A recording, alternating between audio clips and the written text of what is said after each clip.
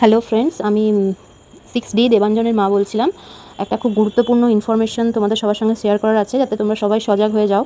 সেই জন্যই আমি গ্রুপেই মেসেজটা ফরওয়ার্ড ছাড়লাম। আশা করি সবাই শুনেছো যে কিছুদিন যাবৎ দুর্গাপুরে একটা বাচ্চা চুরির র্যাকেট খুব সক্রিয় হয়ে উঠেছে এবং বিভিন্ন জায়গা থেকে বিভিন্ন বয়সের বাচ্চারা মিসিং হচ্ছে।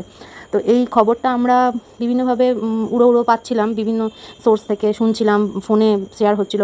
কিন্তু আজকে যে ঘটনাটা ঘটেছে সেটা একদম খুবই কাছের আমাদের একদম ফ্রেন্ড সার্কেলের মধ্যে ঘটেছে। আমার ছেলের এবং আমার ক্লাসের ওর সেকশনে পড়ে ওর খুবই ভালো বন্ধু একটি ছেলে। তোমরা অনেকেই চেনো তাকে। ছেলেটির নাম হচ্ছে অরিন ঘোষ। ছেলেটা থাকে ফুলজোরে এবং ছেলেটিকে বিকেল 5টার সময় টার্গেট করা হয়েছিল। কীভাবে আমি বলে দিচ্ছি। ওর বাড়ির সামনে থেকে ছেলেটা বিকেল 5টা, যেহেতু গরমের দিন, বিশেষ রাস্তাঘাটে লোকজন ছিল না, ও সামনে কোনো সাইকেলের দোকানে ওর সাইকেলটাকে সারানোর জন্য নিয়ে যাচ্ছিল। সেই অবস্থায় দুজন লোক এসে ওকে বলে যে সামনে একটি অ্যাক্সিডেন্ট হয়েছে, তুমি চলো একটু হেল্প করে দেবে তুলতে। তো খুব ভাগ্যবশত ছেলেটাকে কালকেই রাত্রে বোঝানো হয়েছিল যে এই ধরনের জিনিস হচ্ছে দুর্গাপুরে, এইভাবে এই ধরনের ঘটনা ঘটছে। তো কোনো অচেনা লোক এলে তুমি তাকে কোনোভাবেই এন্টারটেন করবে না এবং তার কোনো রকম প্রলোভনে বা তার কোনো রকম ট্রিক্সে তুমি পা দেবে না। তো যার জন্য ছেলেটা বুদ্ধি করে যেতে ডিনাই করেছে ওই যখন কথাটা বলেছে, এবং তারপর 2-3বার ওরা আরও ওকে ইনসিস্ট করেছে। যখন ছেলেটা কোনোভাবেই রাজি হয়নি তখন জোর করে ওকে টেনে হিঁচড়ে নিয়ে যাওয়ারও চেষ্টা করেছে। কিন্তু পাশে একটা দোকান খোলা ছিল এবং ছেলেটা জোরে চিৎকার করে কেঁদে কেটে কোনো রকমের ছুটে পালিয়ে আসে।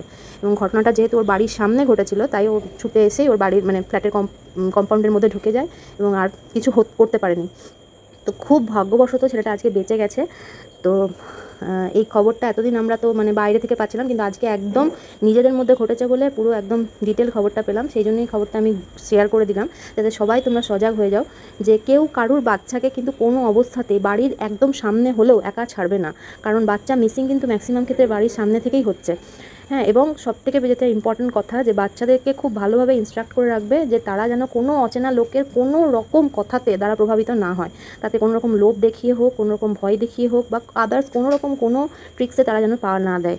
তো তো এই ইয়েটাই আমি শেয়ার করলাম। তোমরা যত বেশি করে পারো এই মেসেজটা আরও তোমাদের যে আরও আদার্স পরিচিত আছে বা আরও গ্রুপস আছে সবাইকে সেন্ড করে দাও, যাতে সবাই সচেতন হয়। কারণ অনেকেই হয়তো এখনও এই ব্যাপারগুলো ঠিকমতো জানে না, ভাবছে হয়তো পুরোটাই রিউমার্স ছড়ানো হচ্ছে, কিন্তু এটা রিউমার্স নয়, এটা একদম সত্যি ঘটনা। যেহেতু আজকে নিজেদের সঙ্গে ঘটেছে বলে আমি এত জোর দিয়ে বলতে পারছি।